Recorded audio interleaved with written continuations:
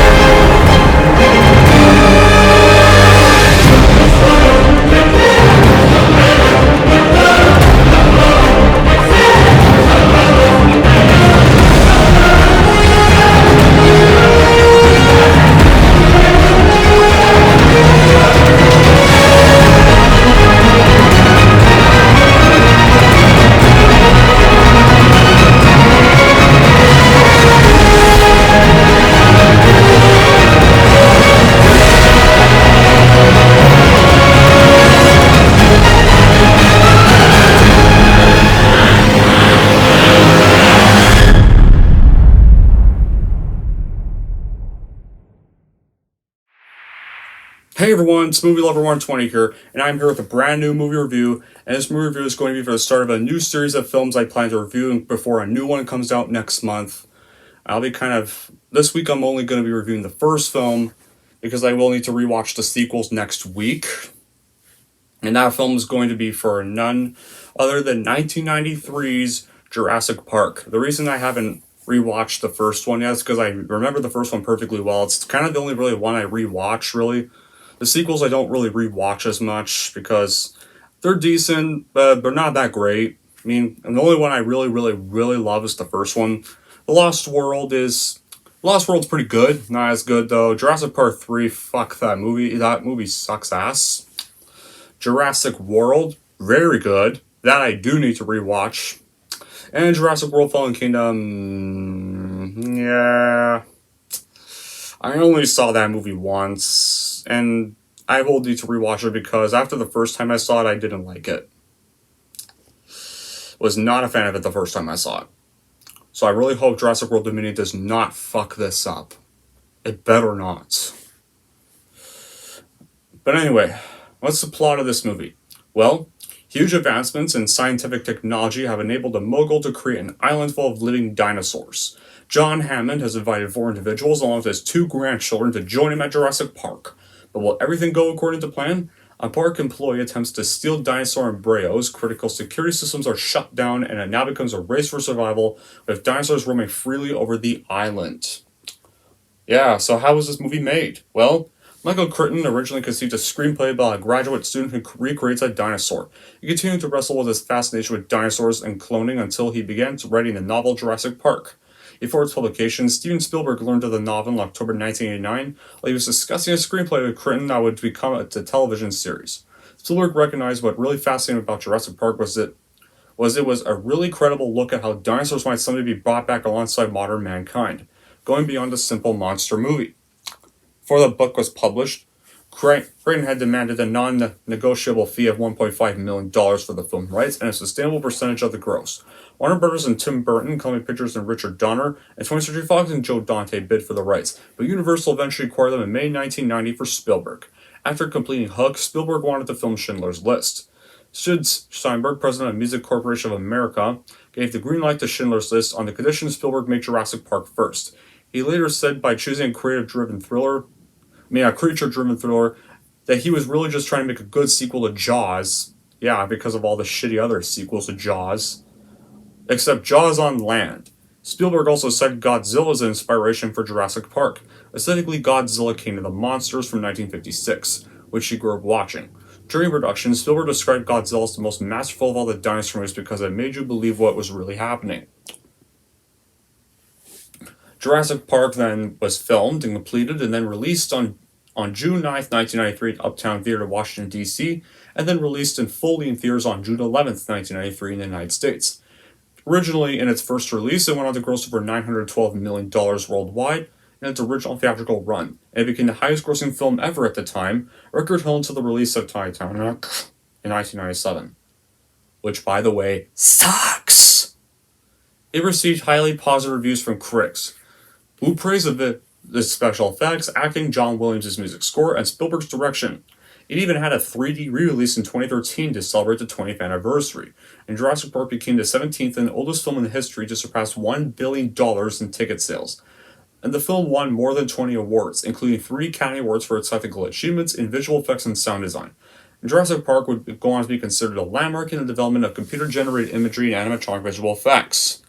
Now, when it comes to my big reaction, like I've already said at the beginning of the review, love this film as a masterpiece. This is one of the greatest movies of all time, and easily my favorite dinosaur film ever. This was known as one of the first ones in cinema to use such stunning effects. Now we have our movie being one of the most awe-inspiring movies ever, as well as being one of the most suspenseful movies ever. When the characters first enter Jurassic Park, you see the many dinosaurs in the distance and the theme, which is one of the greatest movie themes of all time, playing in the background. Your jaw just drops when you hear it, and the dinosaurs look so awesome. Sometimes they're CGI, but sometimes they're also animatronic. Sometimes they're amazing, but that's all the time. One of my favorite scenes, probably one of the biggest, most iconic scenes in cinema, was where the T-Rex first appears and starts attacking the car, and a flashlight shines in its eye and the eye dilates. That just shows how detailed and alive these dinos are. They don't just make them look like CGI creatures. They make them look like actually real dinosaurs if they were really brought back to life. Which they're thankfully not. This movie combines elements of science fiction, horror, and suspense, which makes this film a singular achievement in the realm of cinema. And despite the ubiquity of CGI in today's big-budget blockbusters, no other movie has utilized visual effects more effectively to tell a story than Jurassic Park. The film is really made with really good photography. Editing can be a little weak at times, but it is often punchy and good, and the script is full of great lines too. Like the one I mentioned at the beginning, or how about the Dennis nerdy's little gif, he didn't say the magic word, or when he shuts down that whole security things and stuff. There's just so many great lines I can't even really say them but some dialogue can be a little random, and it's all really low-key, but despite one or two shortcuts, this production uses good-looking sets, props, costumes, and creature effects. Special effects were fantastic for its time, and most of them still hold up to this day. John Williams' music score is catchy and really emotional. The casting is so good that there's no element that can be criticized. Both the child actors do a wonderful job as they have as much screen time as their vastly experienced compatriots. I really like how they don't make the kids annoying. So they actually make them really smart kids. Unlike a lot of films that cast a lot of kids where they make them extremely annoying, this is one of the few rare that doesn't do that at all. John Williams, Steven Spielberg's frequent collaborator, once again gives an iconic score that has one of those memorable tunes ever written, like I've already said. And between Neil and Laura Dern, Jeff Grubb, and Nanten Baru, this is pretty star-studded. Really love all the main actors in this. Love Sam Neill's performance. I love Laura Dern's performance in this. I even love Jeff Goldblum. He's actually, Malcolm is probably my favorite character in these films. Easily. And I really like the next movie, The Lost World, focused on his character, because he's just an iconic scene stealer in every scene he's in. So he definitely deserved his own film. Sure, there are times when the kids do get grating, but the mixture of tense action and humor makes it for a thrilling film.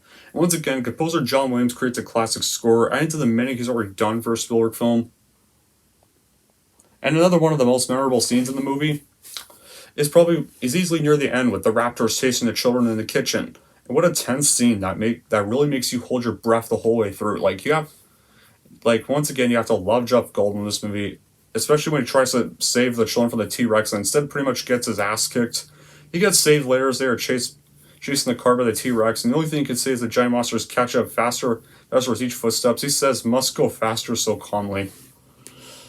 Now, when it kind of comes to bad qualities, those would be that during one scene, there are some continuing errors, like during the birth of the baby raptor, there's a robotic arm behind the egg. However, it later disappears when the raptor is born, and another bad quality would be that, although the dialogue is great, some are rather odd and not the kind of stuff you hear in real life.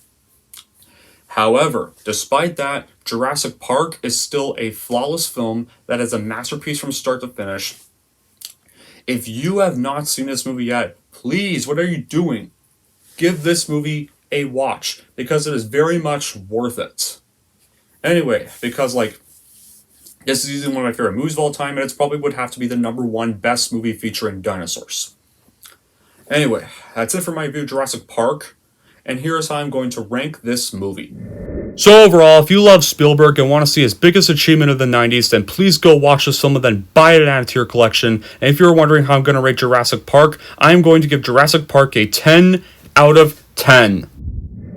And there we go. That's it for my review of Jurassic Park, the first film. So how this is going to work is I'm going to review one Jurassic Park film once a week. Maybe that might be a little more organized to do.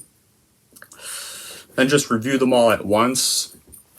But kind of like how Cody Leach would review a franchise before an upcoming sequel. So I'm going to and sometimes what Lucas Prime usually does, reviews one film in the franchise once a week and then reviews the sequel next week. So I'm going to do it like that for this one. I mean, because like Dominion, because I am reviewing all the films before to get ready for Dominion coming out.